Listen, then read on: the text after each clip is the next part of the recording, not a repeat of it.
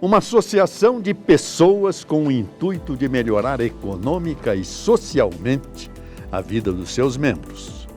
Ao mesmo tempo, ser sócio e cliente, ou melhor, ser coproprietário e beneficiário. A ideia de cooperativa não é nova, tem origens no início do século XVIII.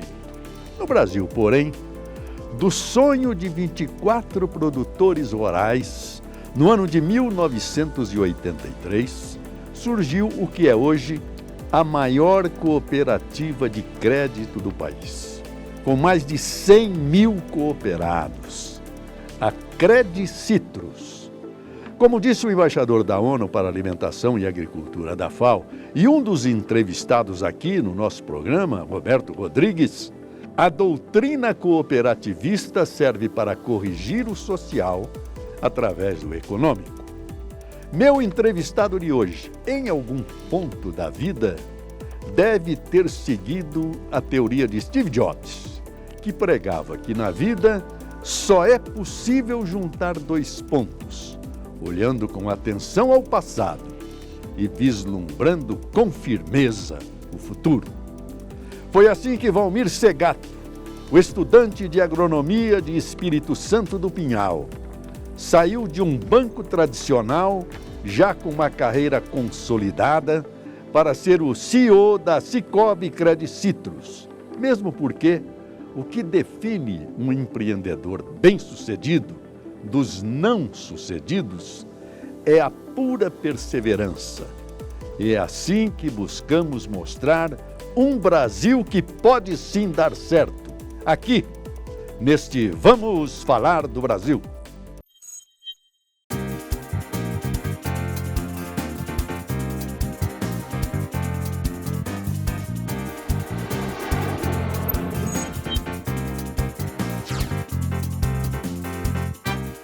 Senhores internautas e telespectadores, hoje o programa Vamos Falar do Brasil volta-se inteiramente para a história do nosso país, que é uma história agrícola. Este é Valmir Segatto, um dos homens mais importantes no setor do financiamento agrícola de nosso país. Valmir, muito obrigado pela sua presença. Eu que agradeço, Josival. Satisfação estar com você aqui. Eu sei que não é fácil abandonar Bebedouro para vir para São Paulo. Mas por isso vale a pena, pode ter certeza. Uma alegria ter aqui com você. É uma alegria minha também. Valmir, eu me debrucei essa noite sobre a história da sua empresa, desta empresa de financiamento agrícola, e realmente voltei às minhas origens, conforme estava comentando com você. Que a gente vem para São Paulo, faz faculdade de Direito, bota terno, gravata, mas a barba continua crescendo só no queixo. É tudo capial, tudo caipira. Você nasceu não em Bebedouro? Eu sou da região ali, né? São Joaquim da Barra, próximo ali. Também, né? Na Grande Ribeirão. Vamos externar para a Grande Ribeirão Preto. Mas eu nasci em São Joaquim da Barra. São Joaquim da Barra. E moro atualmente na maravilhosa Bebedouro. Bebedouro. Como é que, o que é a sua empresa? A Credicitrus é uma cooperativa de crédito.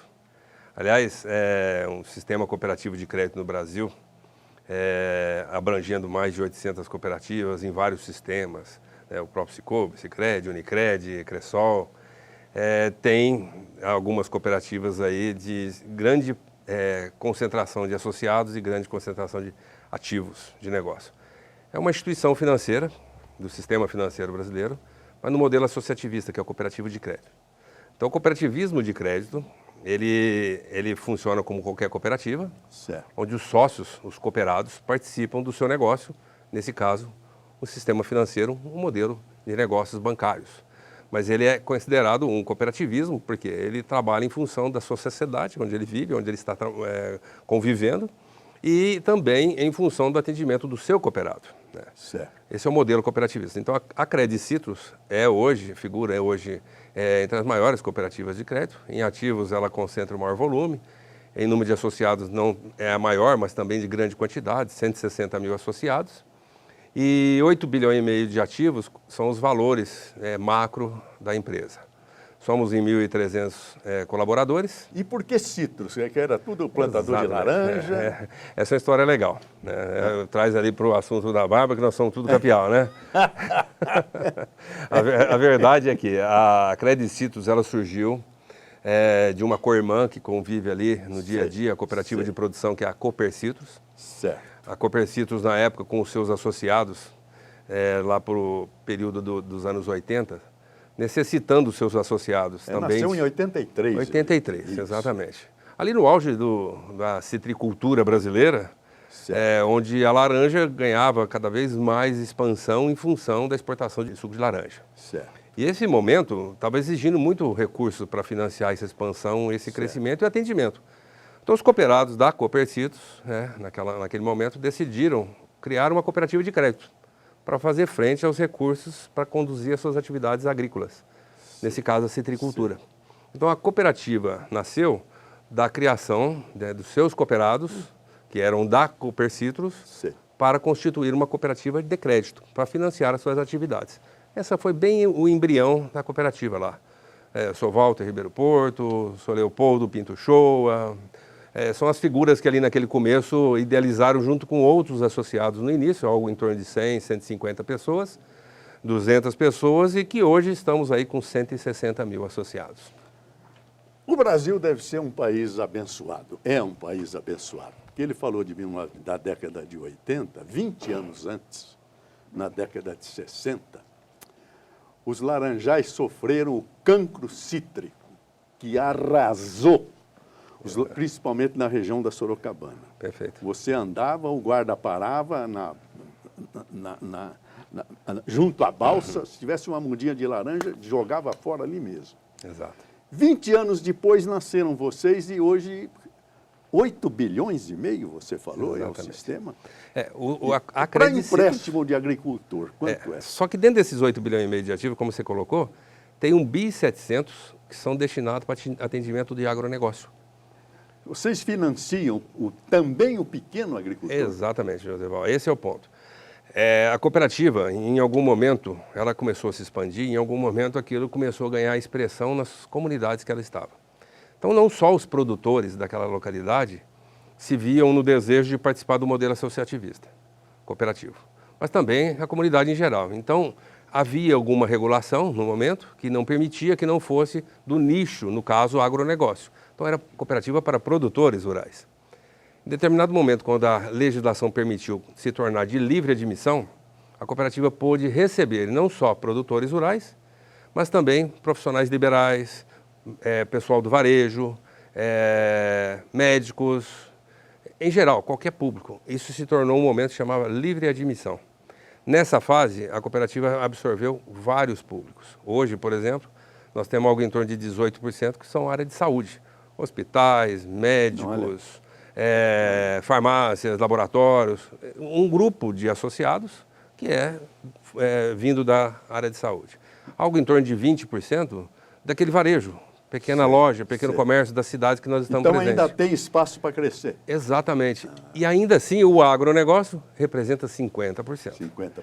Então a origem é muito forte, o agronegócio é a origem e por isso esse 1.700 bi, que é algo em torno aí de 50% dos associados ainda consomem recursos para financiar, seja pequeno, micro, médio ou grande o seu negócio. Deixa eu fazer uma pausa, porque eu sou antes dele. Sou lá da década de 50 e 60. Sou da região do algodão. Trabalhei na Companhia Química Ódia Brasileira vendendo BHC. Os produtores chegavam no fim do ano na colheita, ou, na verdade no começo do ano, não tinham dinheiro para pagar o veneno que matava o curuquerê. Eu vi gente da mamona não colher o produto porque não compensava. Gente do algodão jogar o algodão no meio da rua, na praça em Maringá, porque não dava. Eu fiz uma manchete do jornal Imparcial dizendo Eneida vai desaparecer porque o algodão ia acabar e virar pasto. Isso, eu vi a geada no Paraná destruir os cafezais paranaenses. E a cooperativa que nós tínhamos, que era a cooperativa agricultura, fechou. Como é que vocês nasceram e chegaram a essa pujança? Porque eu tive lendo a respeito, O sistema hoje é o 6º sistema financeiro do Brasil. Você tem Bradesco, Itaú, Santander, Caixa Econômica, Banco do Brasil e o sistema de cooperativa, é isso? Perfeito, José, exatamente. O sistema cooperativo de crédito, né, Sicredi, Sicobi, hoje figura como o 6º sistema financeiro no Brasil. E essa pujança é justamente quando você abraça... É um milagre, é quase um milagre. Exatamente, estamos falando de pouco tempo, né, na história financeira do país, pouquíssimo tempo. Eu advenho do sistema financeiro privado, né, trabalhei no Banespa, trabalhei no Santander, mas 2 grandes escolas, né, maravilhosas. O sistema financeiro no Brasil é espetacular, nós somos muito competentes, o Brasil é competente em sistema financeiro bancário, extremamente sólido e seguro. E a gente, como cooperativa de crédito, nessa chegada até esse momento que já está, galgou aí crescimento justamente pelo que você falou, nas oportunidades de você construir ciclos e participar desses ciclos de evolução.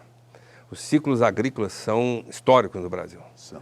Café, seringueira, né? Borracha, isso são históricos. Está lá nos livros escolares. Estuda em geografia. Estuda em geografia. Mas a expansão do agronegócio tem, como você bem colocou, Josué, uma importância significativa da contribuição do sistema cooperativo. O sistema cooperativo não só de crédito, que é onde nós estamos, mas o sistema cooperativo de produção. Exemplo da Cotinha, que você citou, são diferentes. Né? A finalidade do cooperativismo de crédito é cooperativa crédito. de consumo e cooperativa de produção é o que eu aprendi Exato. Antes. E cooperativismo de crédito é outro segmento. Meio, exatamente. É outro nicho da coisa. É outro. O sistema cooperativo, abraçado pela Organização das Cooperativas do Brasil, a OCB, né? E todo o seu conglomerado de cooperativas que existem no Brasil, são desde cooperativas de táxis, por exemplo, né? Até um cooperativismo de crédito que trabalha igualmente qualquer corporação financeira no Brasil. E é o que você colocou bem, né? O ciclo da laranja, Crédito Citro surgiu. O ciclo do café... O cancro cítrico acabou, não? O cancro cítrico ainda é uma enfermidade citrícola, né? A minha origem é agrônomo. E eu convivi com o cancro cítrico. Banqueiro. Agora eu vivo de banco. Mas eu tive a felicidade de trabalhar em empresas que trabalhavam com a citricultura. E você se relatou muito bem. A dificuldade de conviver com o cancro cítrico na época era o grande desafio da citricultura. A citricultura evoluiu no Brasil para outro modelo, outro formato hoje, mas ela convive com um problema fitossanitário igual todas as grandes commodities convivem. Quanto mais cresce, mais amplia a área de produção, maior você torna a competição nas plantas, ou seja, no sistema de produção, maiores os riscos acontecem, desde eles climáticos até fitossanitários. Então as doenças ou as pragas vão evoluindo também, né? Certo. Como é que você... E posso falar de juros? Pode, claro. Porque eu acho que juros é uma vergonha no Brasil. O que vocês cobram de juros de seus cooperados? Qual é a diferença entre o cliente de uma cooperativa ou associado e o que vai buscar um dinheiro na porta do banco e normalmente recebe uma recusa? Qual é essa diferença? Eu até te falei um pouco no começo aqui que o cooperativismo de crédito ele é uma instituição de associados. Então, por si só, os associados que são cooperados, ele é um voto, ele é um participante, ele é um dos donos desses 160 mil da Crédito Citro. Nós temos 160 mil donos. A Assembleia é que decide quanto ao destino da cooperativa e ela elege um conselho para que esse conselho coordene as atividades do dia a dia da cooperativa. E nós aqui, como executivos, somos aqueles que executam as estratégias de desejo dos cooperados. Aí começa a aparecer um pouco das diferenças, né, que fazem com que o cooperativismo de crédito seja atuante na comunidade, próximo do cooperado e consiga entregar aquilo que é o desejo do cooperado. Aí aparece o tema dos juros, como o Joseval colocou, bem colocado, que o país tem um custo financeiro, tem um custo de crédito, tem um custo de captação. E a hora que você soma todos esses custos, você dimensiona o tamanho do custo do negócio, o custo do crédito para entregar ao consumidor, no caso do nosso cooperado. Então nós dimensionamos de acordo com o que o cooperado nosso deseja. Lógico que tem os custos operacionais, custo de crédito, custo de provisão, o custo do risco do dinheiro, o custo da captação. Você soma eles, põe o custo operacional e fala, olha, o Que margem que nós vamos dar? A margem que o cooperado decide. Portanto, quando você entrega para o próprio dono a decisão, ele fala, não, eu quero uma taxa menor, é lógico, nós estamos falando hoje de crédito rural, trabalhando com a taxa mais acessível no mercado, de 5%. Ao ano. Ao ano? Ao ano. A taxa de 5%. E não 10 ao mês. Não 10 ao mês. Isso. E o nosso giro de crédito rural é o 5 até 7, 7,5. Se você tem algumas linhas, por exemplo, que o custo de captação está mais baixo, a gente pode oferecer juros mais baixos. Essa dinâmica de você gerenciar isso e fazer uma governança correta... Não é fácil. Não é simples, é complexa. Simples. E, por outro lado, fazer a essência do sistema de negócios, que é o sistema financeiro, capta de onde sobra, empresta onde demanda, é a base do negócio de crédito e a base do negócio de captação, que é o sistema financeiro mundial. Bom, agora já me surge uma grande dúvida. Como vocês... Como é que é? Múltiplo, agora está aberto para todo mundo. Você citou até um slogan disso aí. Livre admissão. Livre admissão. Então, vocês têm engenheiro, vocês têm advogado, vocês têm o setor médico, setor de produtor de laranja, de café, etc. Isso. Como é que se racha o dinheiro do lucro? Esse é o grande diferencial que vai para o cooperativismo, José. Você tá pegando o fio e entregando a meada e fechando ele no final, você está correto. O dinheiro, no final de um ciclo civil... São compartimentos dentro da cooperativa? É por uso. Aquele que mais usa a cooperativa, ele recebe maior devolução. Então, se você... Usar quer dizer... Vocês vendem também? Eles entregam o produto... Produtos e serviços bancários igual qualquer instituição financeira. Olha só. Seguros rurais, seguro de veículos, seguro residencial, por exemplo. Aplicação, captação, LCA, certificado de depósitos bancários, no caso do cooperativismo é um recibo, que é o RDC. A LCA, que é uma fonte de recursos. Letra de crédito do agronegócio. Agrícola. Exatamente. LCI, de crédito industrial.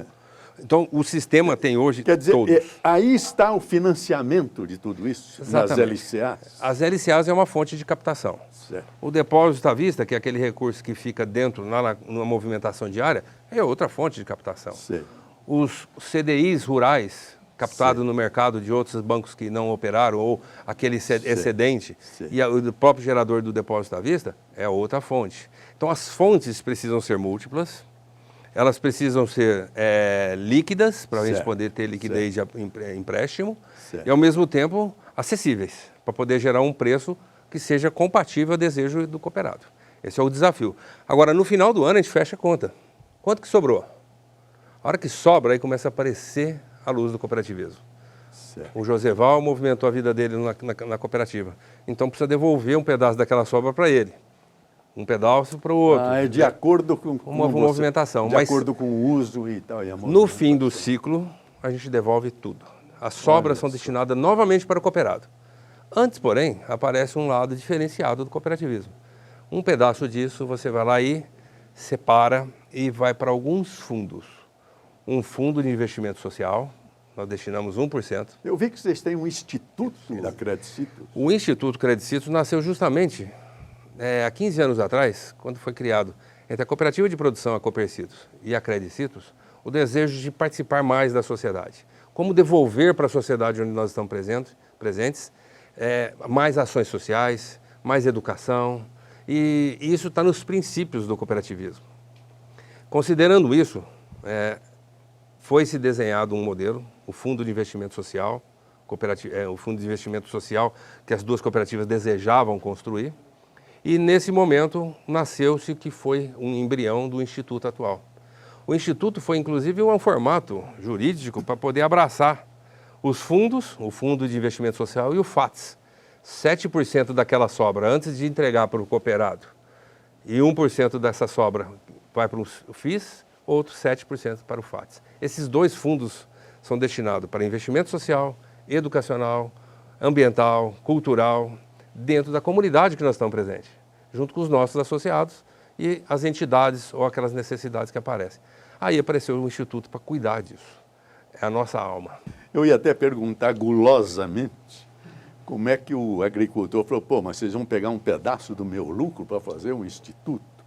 Mas não tem jeito. Quando ele entra na cooperativa, ele já tem noção de que uma parte vai para os institutos, é isso? Exatamente.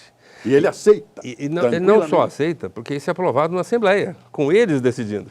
A Assembleia é o momento máximo do cooperativismo.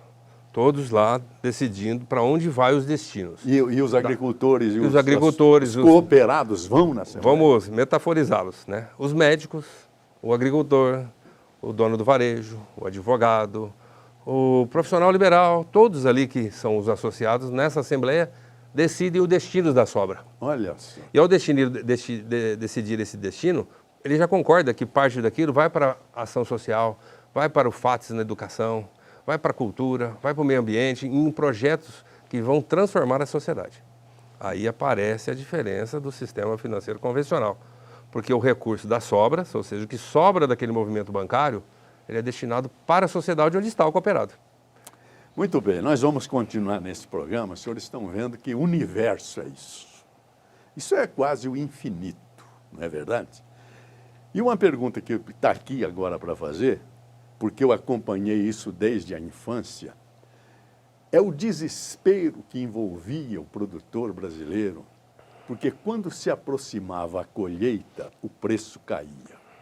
Eu citei o exemplo do algodão, aquela luta para produzir o algodão, que era dominado por duas multinacionais, quando chegava na colheita o preço ia lá embaixo. Coitado do agricultor, não tinha condição de pagar o veneno do curuquerê. Mas isso atingia todos os produtores brasileiros. É o valor do seu produto na hora da colheita. Isso acabou com o cooperativismo, Valmir? Eu acho que... Hoje vocês dão a garantia, ou depende da Bolsa de Cereais de Nova York, de Chicago, como é que é isso? Joseval, o agronegócio é a indústria de céu aberto. Ela depende de então, fatores. Chove ou seca? Dois fatores não são controláveis ou mitigáveis. Clima, o seguro pode até mitigá-lo, mas ele é um fator de risco. Mercado, a oferta e a demanda direciona. Você pode travar, fazer o hedge, mas ele tem... Nós estamos vivendo exatamente um momento desse, né? A exponencialização de preços de commodities, de demanda mundial, o desequilíbrio entre oferta e demanda em algumas commodities, em alguns locais, está ditando preços, né? Dobrando o preço de soja, dobrando o preço da arroba do boi. Ou seja, isso é uma demonstração de que dois fatores de risco não controláveis ou mitigáveis, melhor dizendo, só sobra um para nós trabalharmos como agronegócio, que é dentro da porteira gerenciar bem o negócio. Cuidar da produção, trabalhar bem a qualidade do que se produz, gerenciar seus custos, capacitar mais as pessoas para entregar melhor e mais produtividade. E a hora que você estende isso para comercialização, e aparece o sistema cooperativismo de crédito, ou o sistema cooperativo em geral, de produção, armazenando. Isso que eu ia perguntar.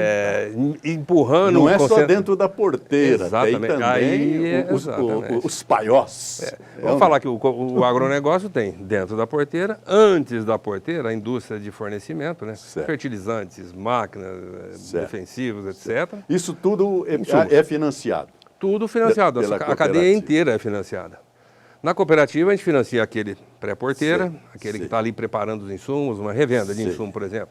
A própria Copercitos, né? É uma grande cooperativa fornecedora de insumos para mais de 40 mil associados, distribuída em Goiás, Minas e São Paulo. Então, assim, ela é um canal de pré-porteira de fornecimento de insumos. Aí tem a porteira, lá dentro da porteira, dentro da fazenda, está lá o produtor. Isso que eu falei, o controle dele está ali, né? E depois tem o pós-porteira. No pós-porteira está a transformação, está a indústria de suco, a indústria, o frigorífico, a usina, estou dando os exemplos aqui.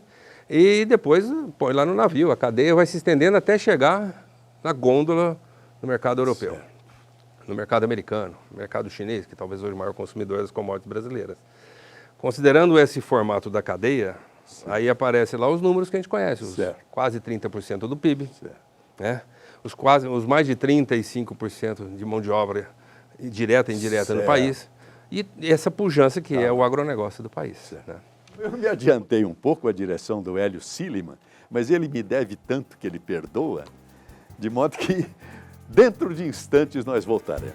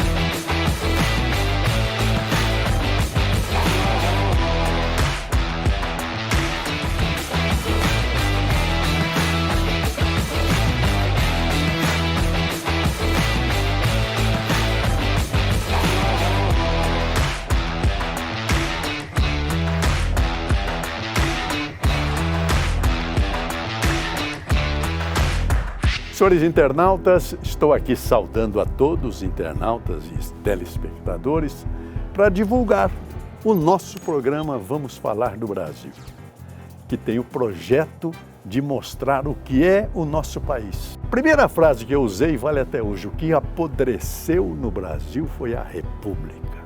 A nação continua incólume, intacta. Nossos artistas, nossos industriais, nossos agricultores, nossas mulheres, todos constroem essa nação com orgulho e com grandeza. E com um detalhe curioso, todos os grandes nomes que aqui vieram para enriquecer o nosso programa citam uma frase impressionante: as empresas são as pessoas.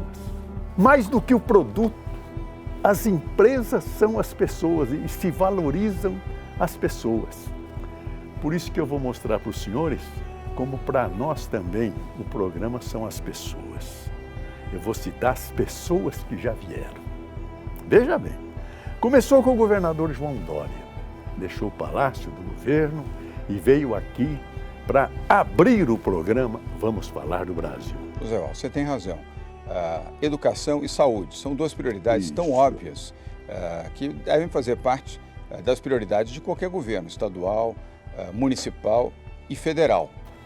E acho que ele sabe o que está falando. Também veio Gustavo Junqueira, o nosso secretário da Agricultura. A Secretaria da Agricultura é a mais antiga secretaria do governo do Estado de São Paulo, né? Vem de 1892 e era uma secretaria de desenvolvimento econômico. Também veio figura extraordinária, Dr. Luiz Henrique Mandetta. Europeu, eles todos são sistemas já de muitos anos e o Brasil na primeira infância, vamos dizer assim, no sistema de saúde. Também veio o ex-ministro, que eu considero ministro da Agricultura, Roberto Rodrigues, que vai nos dar um show da história da vida e da natureza. Daqui a pouco vão ter colhedeiras andando na roça, colhendo 3, 4 colhedeiras manejadas por um único operador no escritório, via satélite.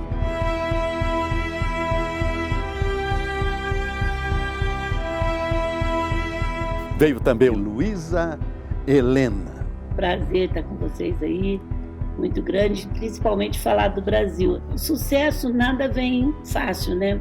E ninguém tem sucesso, você está de sucesso. Como os senhores veem, também para nós, as empresas e os programas são as pessoas. Vamos falar do Brasil. Quando falam que instituições financeiras são todas iguais, que não há alternativa a não ser pagar caro para ter os produtos e serviços, questione, porque há um jeito de fazer diferente, mais justo, humano e sustentável. Assim é a Credicitrus, a melhor instituição financeira cooperativa do país. Faz sentido para você prosperar economizando em juros e tarifas e receber dinheiro de volta como participação nos resultados? Então, a Credicitrus é para você.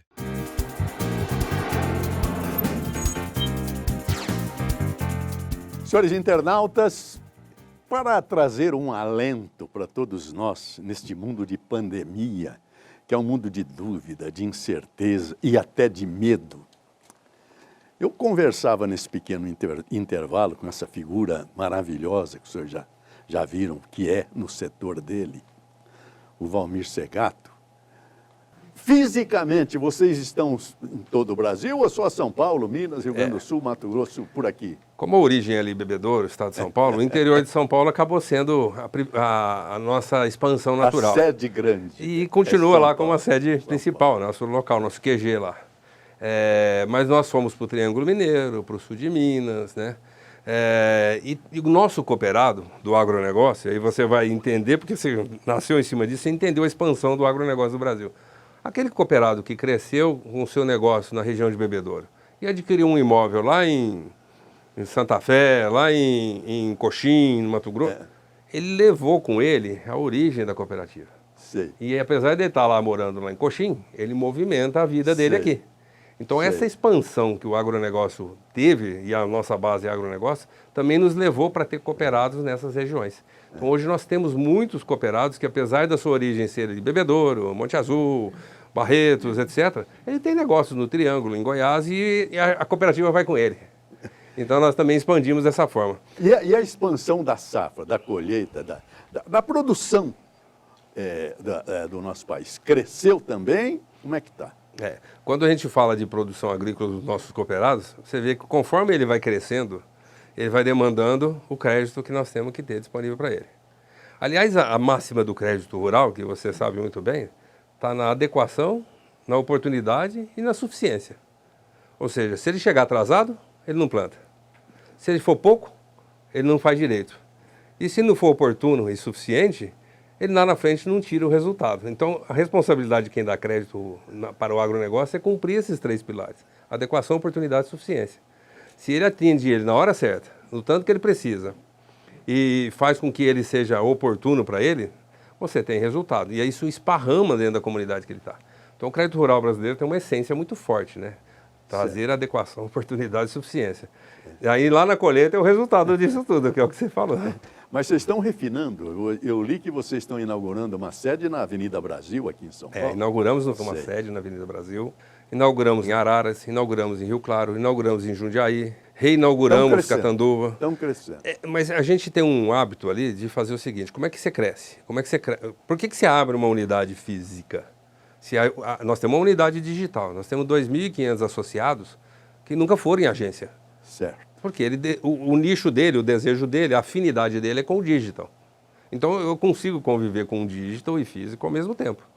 O físico é porque já tem um grupo de associados naquela região, Olambra, Paulínia, Jaguariúna. Sei. Em alguns modelos, inclusive, que não é necessariamente um formato convencional de agência. É um escritório, porque ele precisa ser só negócios. É um computador. É uma presença de uma pessoa, relacionamento, junto com uma necessidade de negócio. Basta, então, um escritório, não precisa pôr uma mega agência. Em Jaguariúna e Olambra, por exemplo, funciona assim. Está lá o predinho lá, muito bonito. Jaguariúna, inclusive, a gente tem um espaço para o cooperado. Ele vai lá e põe seus produtos para comercializar. Então, assim, não é uma agência bancária, é um lugar do cooperado. Ali ele faz transacionalidade, negócios bancários, empréstimo, tudo. E se ele quiser, ele pode levar lá um grupo de fornecedores, um grupo de associados dele, do negócio dele, para se reunir. A agência da Avenida Brasil tem isso, inclusive. Tem uma área lá para ele fazer reunião. É dele, do cooperado. Ele vai lá e usa a hora que ele quer. Assim nós temos em Bebedouro, nós temos em Barretos. Dependendo da afinidade, a gente coloca um formato. A de Barretos, por exemplo, tem um escritório de agro lá, só agro. Valmir, outra coisa, vamos voltar agora ao Vale do Silício, que eu não sei que loucura é essa, o que vocês vão fazer lá no Vale do Silício, mas eu tenho a impressão que é em busca de tecnologia, é isso? Exatamente, Joséval. Um dos desejos nossos é que a gente fizesse uma transformação digital na cooperativa. Uma transformação voltada para a inovação e para esse novo mundo que está se desenhando a cada dia que passa. Isso sem pensar em pandemia, porque isso foi criado lá no final de 2018 e iniciou-se em 2019 um projeto. Nesse momento, a gente olhou para o tema de inovação e constituiu uma estrutura, inclusive, pessoas dedicadas a isso. E essas pessoas pensaram em coisas sem caixinha, não fora da caixinha. É um lugar que não tivesse caixinha mais. Então pense diferente. Um dos projetos foi ir para o Vale do Silício. Nós descobrimos no aprendizado da implantação da área de inovação que a gente precisava cuidar de 2 coisas. A primeira, a inovação por si só. Os novos métodos, tecnologia que se emprega nos processos, novos produtos e tudo mais. Mas o outro era como você transforma pessoas. A transformação digital está muito mais ligada à pessoa do que ao próprio processo em si. Porque se a pessoa se transforma, ela cria, ela transforma. E nela mesma. Um dos pontos que fez a gente refletir para isso foi aonde a gente pode ir ser provocados. Vamos sair da zona do conforto? Vamos. Aí um lá, iluminado, como você falou, vamos para o Vale do Silício. Então vamos. Isso nasceu Mas não é loucura. Nasceu da ideia de um colaborador. Sei. O colaborador falou, nós vamos para o Vale do Silício. Então vamos. Subiu no avião e falei, então você se vira para colocar uma posição lá, se vira para colocar o teu lugar que você vai morar, e tudo vai acontecer. Aí mexe com contábil, contas a pagar, como é que eu pago em dólar, como é que eu gasto em dólar, o RH. Envolveu todo mundo. Ou seja, todo mundo teve que aprender a fazer um negócio. Mas que negócio que era? Como você falou, que loucura que era essa? Vamos lá fazer o que eles chamam de fishing. Vamos pescar. Pescar, isso. Vamos aprender, vamos lá nos atirar e viver no meio dos tubarões. É uma Google, vários, é um DocSign da vida. Yahoo. Puxa vida, você chega lá e olha aquela imensidão de inovação Você respira aquilo ali e começa a absorver. Agora, a quantidade de relacionamento gerada para isso e as oportunidades que surgiram foi impressionante. Por conta disso, eu cheguei a conhecer o Country Head do Brasil, do Alibaba. Um chinesinho muito bacana, muito legal, mas é outra cultura. E a hora que você absorve elementos culturais diferentes e desafios que eles assumem diferentes, você cresce. A humildade de aprender é diária. A gente nunca sabe nada, a gente está sempre aprendendo. E no mundo de desconstrução do que está se aprendendo, isso é mais importante ainda. Considerando esse fator, o Vale do Silício foi para nós um aprendizado. Tanto para ir, quanto para sair correndo por causa da pandemia. Porque chegou no momento, quando nós falamos lá, tinha uma pessoa nossa lá sempre. Ele alugou um coworking, uma salinha, alugou um espaço, comprou essas panelinhas lá e foi viver lá. E nós fizemos um rodízio de pessoas indo para lá. Mas em determinado momento, fecha a fronteira, aquela loucura da pandemia e tal, o que a gente faz? Passa o telefone, Thiago, vem embora. Não, mas aqui está tudo bem. Não, vem embora, porque pode ser, né? Não sabemos o que vamos enfrentar. Então, saí correndo de lá também, no sentido necessário, né? Não pejorativo, aí foi necessário. Então, nós demos um stand-by no momento que vamos retomar o projeto. Mas aí você fala assim, mas esse projeto é o Vale do Silício?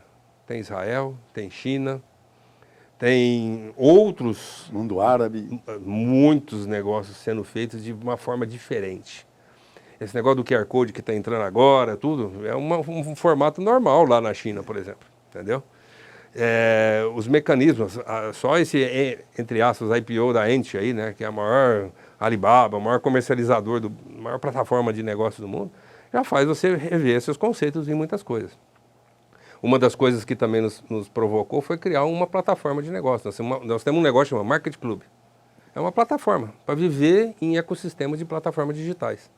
Ali nós comercializamos produto. Deixa eu ver se eu entendi, Valmir. Isso quer dizer que vocês, o seu produto, a cooperativa, pode negociar com a China, independente da bolsa de cereais americana?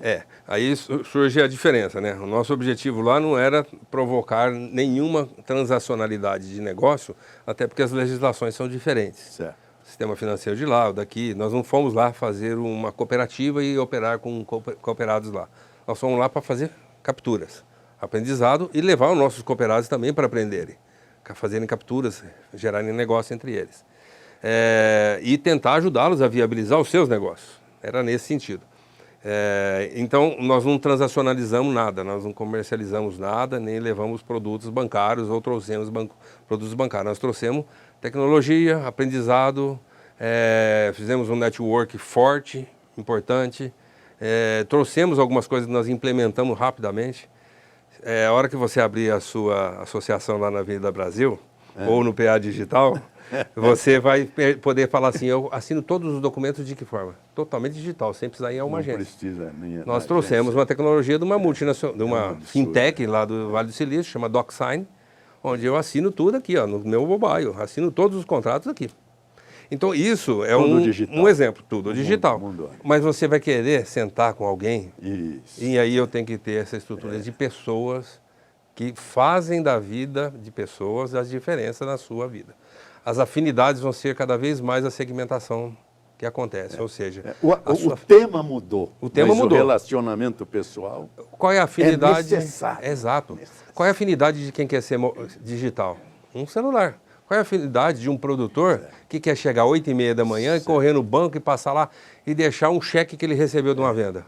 A afinidade dele é presencial. Eu gostei do que você falou, porque eu fiquei assustado. Nós trouxemos aqui o Roberto Rodrigues, o grande conhecedor do tema, ministro da Agricultura, etc. Professor Roberto. E ele falou, Zé Val, haverá um tempo em que a tecnologia será tão fantástica, com os drones, inclusive, voando sobre a fazenda, que o fazendeiro vai ficar dentro do seu escritório e comandando tudo, sem ter que ir lá para ver como é que está.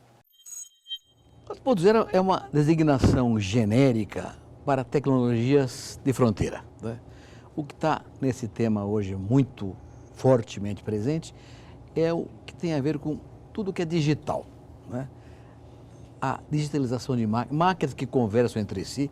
Daqui a pouco vão ter colhedeiras andando na roça, colhendo 3, 4 colhedeiras manejadas por um único operador no escritório, via satélite, né? TI Internet das coisas, tudo que tem a ver com digitalização é agricultura 4.0. Tudo que vai fazer com que as máquinas conversem entre si. Você vai, daqui a pouco, soltar um drone lá do escritório, vai sair da garagem, vai sobrevoar a área, vai dizer, bom, aqui precisa pulverizar, porque tem uma mancha de praga aqui. Então não tem que pulverizar mais a área inteira. O drone vai dizer, é só aqui, então você economiza muito mais defensivos do que pulverizar a área inteira, né? Aí o drone vai dizer, olha, aqui faltou adubo, então é cobertura vegetal. E assim por diante. Isso vai chegar também, não é, Vai. o Isso já é uma Mas o realidade. relacionamento pessoal é cortado, hein? Isso já é uma realidade. Sabe? Já é uma realidade. Já é uma realidade. Você tem isso hoje em propriedades que fazem pulverização com drone. É uma tecnologia disponível. Um VANT, um veículo aéreo não tripulável, passa sobre a propriedade, mapeia todo, se é erva daninha, mapeia onde é erva daninha, e o drone entra pulverizando só nas plantas. E isso economiza defensivo, economiza tempo. Agora, Valmir, vamos partir para o macro agora, a grande produção, o mundo globalizado, né? Eu lembro que o pessoal que é o berço de vocês, o Citro, dependia muito da produção de laranja dos Estados Unidos. Ou seja, os grandes compradores, os grandes países ainda dominam o preço final do produto. Isso continua e vai continuar? Você tocou num ponto que é um daqueles 3 pontos que eu te falei, né? O mercado, né? Mercado. Então, a oferta e demanda de alimentos no mundo inteiro gera esses equilíbrios ou desequilíbrios com o vai e vem das produções. A laranja viveu o seu ciclo de excedente. Em algum momento, o mercado mundial consumia muito mais laranja no modelo concentrado. De repente, ele perdeu competitividade porque tem muita água, quando o suco é natural, mas era o mais preferido. Então, a logística também se tornava um desafio para a citricultura exportadora. Sei. Do outro lado, a pecuária é um exemplo que ela é uma expansora, sempre está abrindo novas frentes. Ela hoje está necessitando ficar cada vez mais concentrada e ganhar competitividade. A hora que você pega carnes de frango, por exemplo, um frango de 7, 8 meses sai com 30, 40 dias pronto para abate. A inovação tecnológica nisso. Mas, do outro lado, foi porque houve uma necessidade de aumento na demanda, do outro lado, de proteína, consumo de proteína. O exemplo da China, que é recente, né, 350 milhões de pessoas alçadas de um nível de consumo de baixo consumo de proteína para outro que é o atual, exigindo você ofertar mais alimento. É uma questão de ordem de segurança nacional o alimento, né, a alimentação. Certo. O exemplo da China, né, e outros países, tanto de grande população, o exemplo da China, Índia e toda a região do Oriente ali, que tem muitos países vivendo isso. E os próprios países já estabelecidos, né? Então, a oferta e a demanda sempre ditando os ciclos que as commodities convivem, sabe? Olha, nós não falamos da cana, né? São Paulo hoje é um grande canavial, né? E o etanol, que seria uma explosão da produção agrícola brasileira, encolheu. Como é que está a produção da cana na sua cooperativa? Nossos fazendeiros de canaviais, como é que eles estão na cooperativa? A cooperativa de crédito, a Credicitos, ela tem como área de atuação o interior de São Paulo, nossa maior presença. Naturalmente que aparecem mais pedidos de crédito justamente nessas atividades. Sim. O setor sucroenergético passou por grandes transformações nesses últimos anos. Desde greenfields, brownfields aí recentes de 10, 15 anos atrás aí, onde se expandiu usinas, expandiu a área de produção, expandiu a tecnologia de produção e aumentou a produtividade. E isso alçou o país a consumos maiores de etanol no país. É uma plataforma energética super importante e eu acredito que continuará sendo, até porque a gente percebe nos nossos cooperados que são desse setor a necessidade de crédito constante, não só para a sua produção, para o seu ciclo, seu caixa, como também para investimento no seu CAPEX. Essa necessidade de crédito, ela está cada vez mais frequente. Então, é uma forma de você verificar, Joseval, que o setor sucroenergético passa, como passou por todas as commodities, suas dificuldades e acertos. Inclusive recentemente. Muita usina de cana-de-açúcar aí penou pesado. Exatamente. No Brasil todo. Isso foi frequente. Por causa de política de governo. E aí tem o tema da política de governo, como é que você mexe no preço da commodity, como é que você mexe na bomba do etanol lá no consumo, certo. E como é que você precifica lá no porto a alíquota de exportação do açúcar. Então, tudo isso, né, são os fatores que entram dentro do contexto, certo. Mas ainda assim se percebe a importância que é na hora que você vai lá na ponta e vê a demanda do crédito para manutenção da atividade sucroenergética que ainda tem no país. O Estado de São Paulo é significativamente importante. Eu vejo ela num amadurecimento, sabe? Numa oportunidade muito significativa e que o país vai continuar tendo. Você me falava há pouco no nosso intervalo dessa diversidade de produção agrícola no nosso estado. Gostaria que você tocasse nesse assunto, quer dizer, tira a cana, põe feijão, como é que é isso aí no nosso estado, ou no Brasil? Você tocou num ponto interessante, né? A hora que você pega o estado de São Paulo, e eu estou falando assim até para aproveitar o nosso dia a dia das nossas unidades lá na ponta, né? Sei. Uma unidade, por exemplo, ali na região de Borborema, Novo Horizonte, a gente vê alguns produtores rurais crescendo o seu negócio. E dando um exemplo, ontem mesmo eu estava conversando com um colega, ele me dando um exemplo de um produtor, uma família lá da região, que ela está expandindo seus negócios, faturando quase 10 milhões por ano, produzindo amendoim. Olha. Aí você fala, mas na região de Novo Horizonte, ali, Catanduva, Borborema, Itápolis, ali não é uma região forte em cana? É verdade, as usinas ali, né, são grandes grupos, excelentes grupos ali. E qual é o negócio que ele achou de nicho de oportunidade? Exatamente, na renovação da cana, a cada 5, 6 ciclos de corte, você exige renovar o canavial. E nesse intervalo, o uso de uma rotação de cultura, né, sai de uma gramínea, que é a cana, e coloca uma leguminosa, que é o amendoim, certo. Melhora a condição do solo e proporciona novas produtividades na cana. Com isso, apareceu aquele produtor que faz o amendoim dos intervalos de renovação de cana. E esse cara ganhou escala, aprendeu a produzir isso, e ele é parte de um pedaço da cadeia do amendoim, que é um pedaço da cadeia que se junta com a cana. Então, são essas condições que o Estado de São Paulo tem. Pequenas cidades, onde a gente vê o HF, o hortifruti, sobrepujando. A gente vê outras com concentração de ovos ou produtores de leite. Certo. E isso faz com que essa diversidade de commodities ou diversidade de produtos agrícolas produzidos no Estado de São Paulo faz dele um importante produtor do Estado do Brasil inteiro. Uma das grandes entrevistas que nós tivemos aqui foi do mundo eólico e voltaico. Perfeito. Quer dizer, produção de energia elétrica de vento e solar. Como é que está isso na cooperativa? Já chegou lá, não? Nós somos pioneiros no sistema cooperativo de crédito de fazer financiamento de sistema fotovoltaico para a produção agrícola. Não diga. Nós temos lá uma linha, essa linha está disponível para o cooperado chegar lá, fazer seu projeto, certo. Implementar na sua propriedade rural, não só para suficiência ou autossuficiência, como também para investir em um projeto de desenvolvimento dos seus negócios. Por exemplo, montar um sistema de irrigação tocado por sistema fotovoltaico. Sistema solar.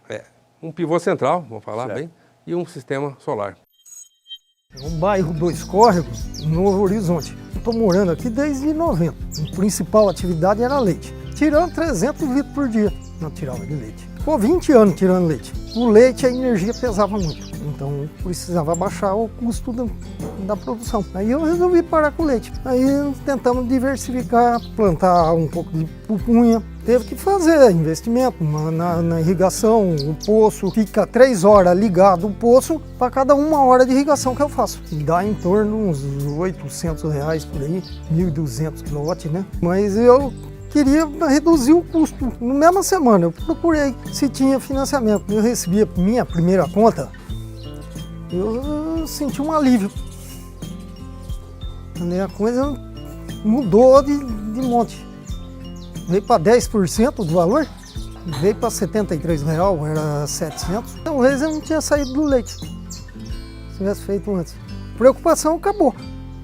Desperdiçar energia? Não, porque no momento está produzindo o suficiente e ainda está sobrando. Isso já está crescendo. Isso já funciona, já fazemos financiamento disso. Já funciona. Taxas competitivas, porque tem prazo, você precisa de payback nisso, você precisa de prazo para pagar.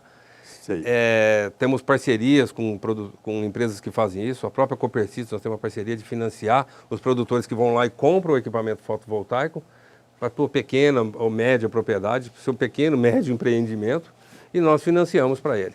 Não só no produtor rural, né, mas também naquele da cidade. Aquela casa que cada vez mais se torna independente do consumo da energia só do poste, né? Produzir energia num telhado de casa e colocar na rede distribuindo e consumir isso tem sido um crescimento significativo, Joseval. Produtor em geral que quer ser cooperado, associado, o que ele tem que fazer? Olha, procurar quem? A Credicito você pode ser associado, Joseval, tanto pelo aplicativo, você vai lá e baixa o aplicativo, associe-se, e lá você se associa sem nenhuma dificuldade, tudo pelo digital. Ou em qualquer uma das nossas unidades físicas, se você estiver dentro ou próximo dessa região de abrangência dessa unidade. O estado de São Paulo, o Triângulo Mineiro, o sul de Minas, onde nós temos presença física, talvez seja mais fácil para quem está nessa região. Mas para quem não está nessa região, o aplicativo funciona rapidamente e não sei se você vai escolher, José, o aplicativo ou a Avenida Brasil. Mas vai ser um prazer te ter junto conosco como associado. Eu vou escolher a velha fazenda, o velho sítio, porque tudo começou com laranja, produção de laranja ali em Bebedouro, Monte Azul Paulista. E isso está na história do brasileiro. O Brasil é fantástico por isso. O que é esse sistema de crédito no Brasil? Já é o 6º maior sistema financeiro do país. Mas começou lá atrás com a laranja, com a velha fazenda.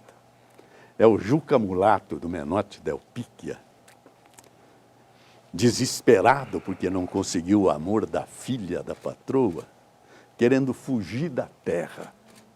E a terra fala com ele, Juca, a terra muda e fria, pela voz do silêncio ela também dizia, Juca Mulato és meu, não fuja que eu te sigo. Onde estejam teus pés, eu estarei contigo. Ou então a saudade do nosso Fagundes Varela, nos seus 8 anos. Ó, que saudades que eu tenho da aurora da minha vida, da minha infância querida que os anos não trazem mais. Que amor, que sonho, que flores, naquelas tardes fagueiras, à sombra das bananeiras, debaixo dos laranjais. Ou então a nossa Elis Regina, cantando a súplica do menino da laranja. Compra laranja, doutor. Foi lindo a sua presença aqui, ô Valmir. Parabéns pelo seu trabalho, tocando os nossos punhos. Eu que agradeço, José Valmir. Né? Maravilhoso. Muito obrigado. Eu que agradeço. Mais uma vez, o nosso Vamos Falar do Brasil mostrou esse país maravilhoso em que vivemos.